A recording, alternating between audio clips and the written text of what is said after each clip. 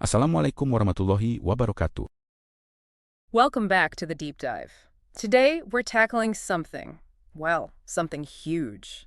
A question that feels almost fantastical. Right. How do you, as a single person, build a massive, sprawling, fully immersive 3D city? You know, the kind you see in those big open world games. Like a GTA-style world, yeah. Exactly, but just you doing it all alone? Yeah, it really is the definition of an impossible mission, isn't it? It seems like it. I mean, you look at the credits for any of those games, the really detailed city ones, hundreds of people. Environmental artists, tech directors, optimization wizards. Hundreds. So for a solo developer trying to make a city that's dense, looks good, and actually runs without, melting your computer. Yeah. That's the ultimate engineering challenge. It really is. Okay, so we've got this massive gap between the dream and the reality, the ambition and the resources. A chasm, really. But the source material we looked at, it isn't just saying don't bother. It actually gives a kind of technical blueprint for, survival. That's a good way to put it, a survival guide. So our mission today is to unpack that. What's the strategy? The absolutely essential scope management you need as a solo dev. And then the tech side. The modularity, the performance tricks, the automation. Basically, how do you make this monster city actually workable? Okay, let's start with the cold, hard truth then. Before you even think about software, what's the absolute first strategic step? Because trying to copy, say, GTA V all by yourself, that's not just hard. Oh, it's guaranteed failure. Right. It's more than failure. It's like resource suicide. You'll burn out months, maybe years, and have nothing playable. So step one. Step one has got to be scaling that ambition way, way down, drastically. Okay. The fundamental shift in thinking is this. As a solo dev, you have to aim for a world that's much, much smaller geographically. Okay. But, and this is the crucial part, it needs to be incredibly dense, highly interactive, super polished within that smaller space. Forget the massive empty map. So quality over quantity, density over sheer size. Exactly. Ruthless scope reduction. That's your survival manual right there. So we're aiming for maybe one perfect, detailed neighborhood that feels huge and alive, rather than trying to model an entire state. That's the winning approach. If you try for size and fail on density and detail, the whole thing feels hollow. It just doesn't work. So planning is key before modeling. What does that involve? Before you touch a 3D tool, you need a crystal clear city concept. Concept, meaning the look and feel. Yeah, the aesthetic, the vibe. Yeah. Study real places, not just to copy, but to understand their structure. Are you going for that vertical, slightly chaotic feel of Hong Kong? Or maybe something super modern like Dubai? Or the older, industrial vibe of parts of London or New York? Your choice there dictates your entire asset list, your modular kit. Absolutely. And beyond the look, you need to plan the function of the city. Absolutely. That's where a detailed zoning strategy comes in. You need to map it out. Where are the residential areas, commercial hubs, industrial zones? And this isn't just for looks, right? No, not at all. It's strategic. It has to influence gameplay flow, navigation. The player should feel the difference just from the architecture, whether they're in a fancy business district or a, rundown part of town. This planning phase sounds intense and time-consuming. It is. It's non-negotiable. Our source material actually puts a number on it, a time frame for a solo beginner tackling this whole city environment thing, concept to polish. Yeah, and it's sobering. The estimate, assuming you're working hard, dedicated, and using all the efficiency tricks we're about to talk about, it's somewhere between 8 to 15 months. Wow. Just for the environment. Just for the environment. Yeah. And that time frame is completely dependent on sticking to that ruthless scope reduction we talked about. It really highlights that every single hour needs to be spent effectively. No wasted effort. Exactly. Technical efficiency isn't optional, it's survival. Okay, so how do we maximize those hours? Planning's done, now we build. You mentioned efficiency. Right. This is where modularity becomes your best friend. It's the foundation. Instead of building unique, one-off buildings. You build components, like a kit. Precisely. Interchangeable pieces. Think walls, corners, roofs, windows, doors, all designed to snap together. You build a library of parts, not individual bespoke assets. Okay, building blocks that you can mix and match in, like thousands of ways. But here's the worry I have. If everything is standardized to snap together perfectly, doesn't the city risk looking, repetitive, like a giant Lego set where you see the same bricks over and over? That is absolutely the risk. It's a major challenge with modularity. And we'll definitely get into how to fight that visual fatigue later, especially with automation in Phase 4. Okay, good. But for now, the reason for modularity is pure speed and efficiency. You simply cannot build a large environment solo otherwise. So that library needs standardized core components. Right, the fundamentals first, Right. like wall systems. Exactly. Straight sections, corner pieces, connectors, all with consistent heights and depths so they fit together seamlessly. And then foundation elements, things for the base. Yep. In various roofing components, flat, sloped, different edges. And the details. Yeah. The things that make it look like a real building. Crucial. Standardized architectural details. Yeah. Windows, doors, balconies, even things like fire escapes. All built to the same dimensions, so a window piece can slot into any compatible wall piece. Makes sense. And then the stuff on the street. Street furniture, yeah. Lamp posts, benches, trash cans, those electrical utility boxes you see everywhere. Again, all standardized, often pre-aligned to snap onto your grid easily. This sounds like it requires serious organization. No, organization is king here. It prevents total chaos later. To make sure everything snaps together, you must use a strict, consistent grid system. Like in the modeling software. Yep. And standardized units. Are you using meters? Yeah. Unity units? Decide and stick to it religiously across every single asset. And naming things. I imagine that gets crazy fast. Critical. Consistent naming conventions are a lifesaver when you have thousands of files. Use prefixes, like belted for building parts, prop for drops, MV for environment textures, whatever system works for you. But be consistent. Absolutely consistent. If you skip this organizational step early on, trust me, asset chaos will bring your project to a grinding halt months down the line. You won't be able to find anything. Okay, so we've built efficiently using modular parts. We've got thousands of these well-organized assets. But now, if we just dump them all into the game engine at full quality, boom, frame rate dies instantly. Instantly. Yeah. This brings us squarely into the performance paradox. Which is? How do you make the player think they're seeing a massive, fully detailed city, when in reality, the game engine is only rendering a tiny fraction of that detail at any given moment? Okay, how do you do that? Smoke and mirror. Kinda.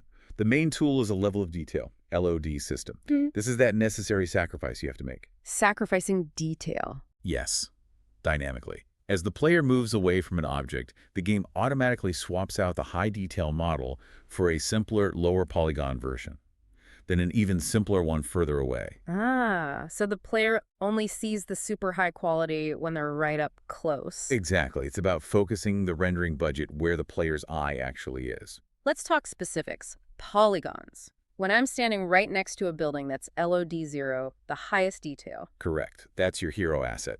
It could be anywhere from, say, 10,000 to maybe 50,000 polygons. Could be more for really important foreground stuff. Okay, 10 to 50,000, but then at mid-distance. That complexity has to plummet. Yeah. You drop down to LOD2, skipping LOD1 for simplicity here, but you'd usually have more steps. LOD2 needs to be radically simpler, maybe 500 to 2,000 polygons. Wait, hold on. 50,000 down to potentially 500. That's a huge drop. Doesn't that look really jarring when it switches? It can, if not handled well.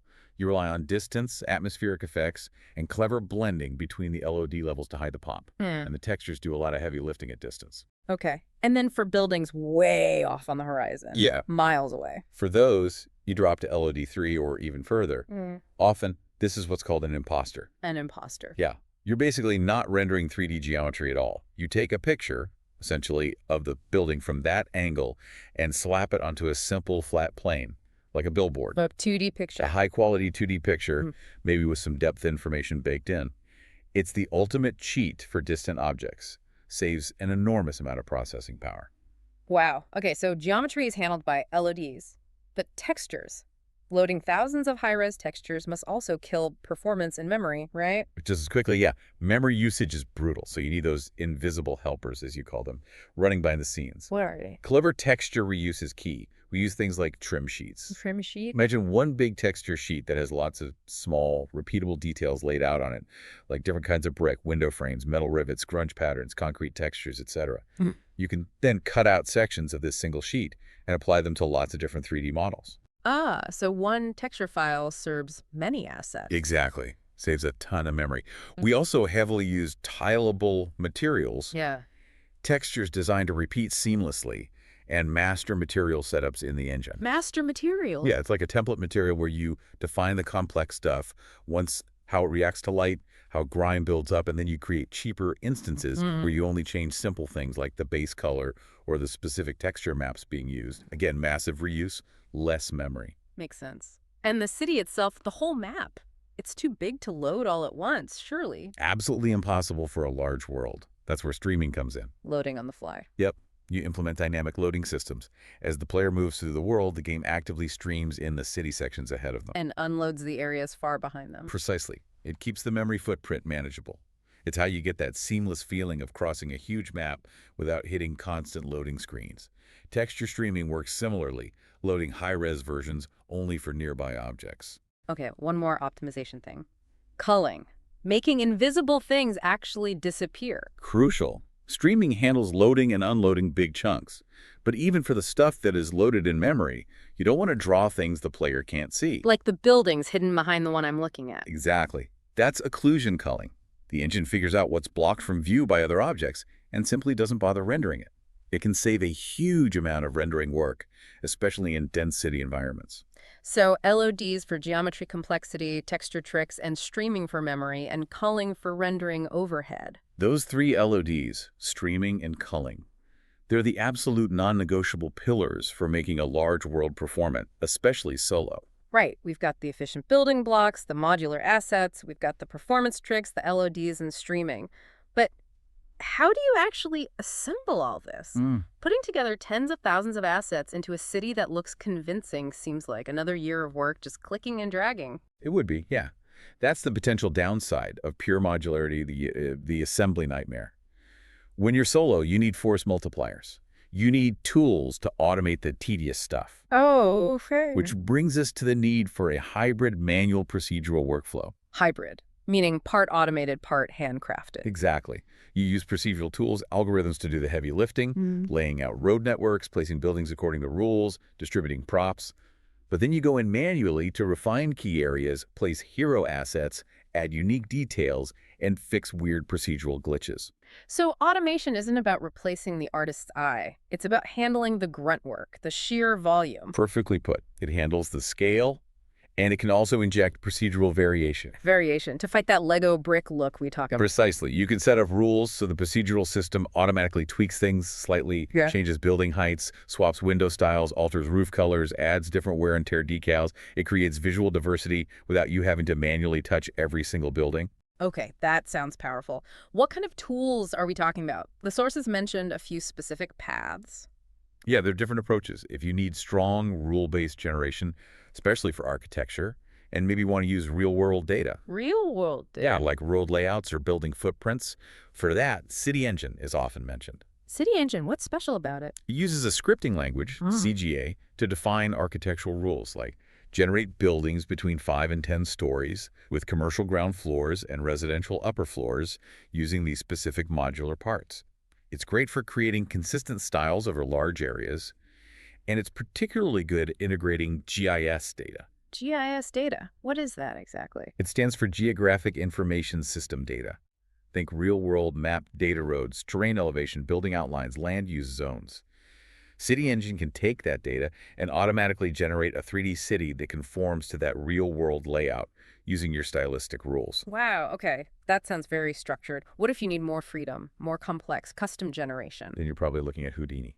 Houdini, right. Heard of that one.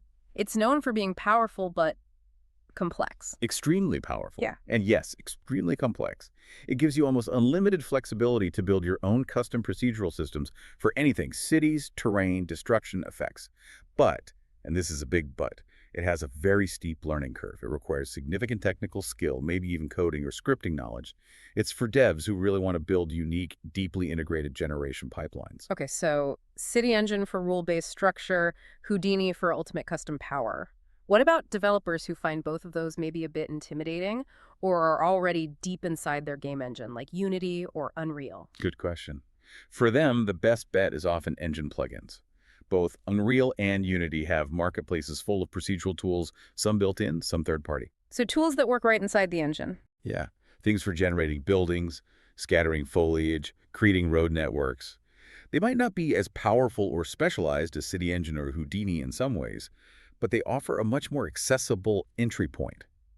You can get results faster and iterate within the engine you're already using. So, okay, we've used procedural tools, maybe combined with manual placement, to assemble the city structure. We've got the performance under control. We have the geometry, the optimized bones of the city. Right. Now we need to give it soul. We shift from the purely technical construction to the artistic direction. This is about environmental storytelling. Telling a story just with the environment, without any characters speaking. Absolutely. The environment itself has to communicate history, purpose, mood. You do this through contextual asset placement. Meaning what you place and where tells the story. Exactly. It's about the details. Varying the condition of buildings, some pristine, some crumbling, using specific types of signage, graffiti, or advertisements, adding wear patterns, dirt, trash, or the lack thereof. So a rundown area would have more cracked pavement, boarded up windows, maybe faded old posters. Exactly. While a wealthy district might have clean streets, fancy planters, modern corporate logos, a faded factory sign tells a different story than bright, fresh graffiti. These details suggest who lives or works there, what happened there, the socioeconomic status, maybe even hints of historical events. And this is also how you fight that modular repetition, right? By layering unique details and wear over the standard blocks. Precisely. It breaks up the uniformity and gives the world texture and history. It makes it feel lived in, not just generated. Okay, so building, optimizing, detailing, it's a long road. What comes at the very end, the final phases of this solo roadmap before you can even think about releasing anything. The home stretch is absolutely critical. Phases 5 and 6 in that roadmap are all about testing and QA. Rigorous, constant testing. What are you testing for? Performance, performance, performance. You have to profile constantly, check your frame rates in different areas under different conditions, monitor memory usage, are there leaks, check load times between streamed areas, are they smooth or stuttery? Because if it runs poorly, the whole effort is wasted. Nobody wants to play a slideshow. And beyond the technical, you need continuous play testing, just playing the game. Can you navigate easily? Does the city layout make sense from a player's perspective? Are there weird collision issues? Is the experience actually good? And the technical side of just putting the final pieces together Needs to be foolproof. Yeah. You rely heavily on things like template scenes and prefabs, pre-configured collections of assets to assemble the final city consistently and efficiently. avoids mistakes. Exactly. And version control is absolutely essential. You need a system like Git LFS or Perforce that's specifically designed to handle the large binary files common in game development models textures.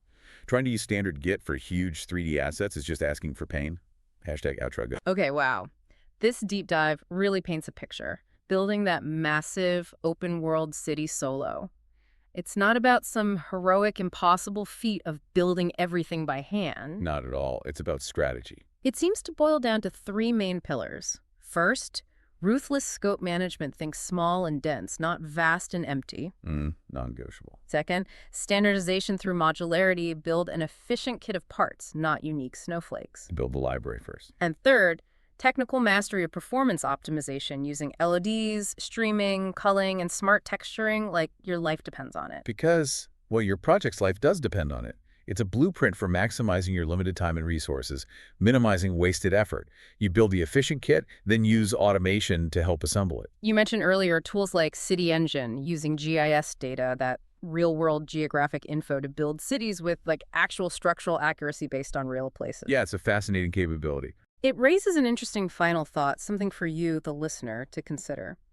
If you generate your city based on real-world data, the actual street layout of, say, a part of London or Tokyo, how does that factual infrastructure, those constraints of reality, influence the fictional story or the gameplay you want to create within it? Does it limit you?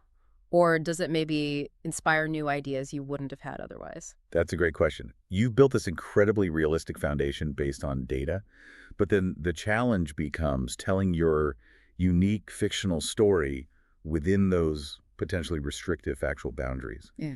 How do you balance the reality of the map with the needs of your narrative? Something to chew on. Finding that balance between the procedural foundation and the authored story. It's a really interesting creative tension. Indeed. Well, that's all the time we have for this deep dive. Thanks for joining us. And that's a wrap on today's deep dive into the wonderfully ambitious, totally soul-crushing journey of Solo, developing your very own GTA-like open-world game. Remember, if you're thinking of recreating Los Santos Solo, take a deep breath, shrink your scope by about 9,000%, and maybe start with a parking lot, not even a full one car, and no wheels. Baby steps. The sources we covered today are basically the sacred scrolls of solo game dev. They tell you when to learn, when to build, when to panic, and most importantly, when to stop adding features. Because you do not need ray-traced puddles in your unfinished tutorial level, Brad. With tools like CityEngine or Houdini, modular assets, and a timeline that politely suggests 8 to 15 months, but secretly means cancel your social life. You can actually pull it off if you stay focused, keep it lean, and don't try to code your own traffic AI on day 2. So, if you liked today's episode, smash that like button like you're ragdolling an NPC, comment if you've ever cried over UV on, share this with a fellow dev who thinks open world is a personality trait, and of course subscribe so you don't miss the next episode, where we'll probably talk about something equally unreasonable, like building Skyrim in Excel. Until then, keep dreaming big, but scope small. Peace out.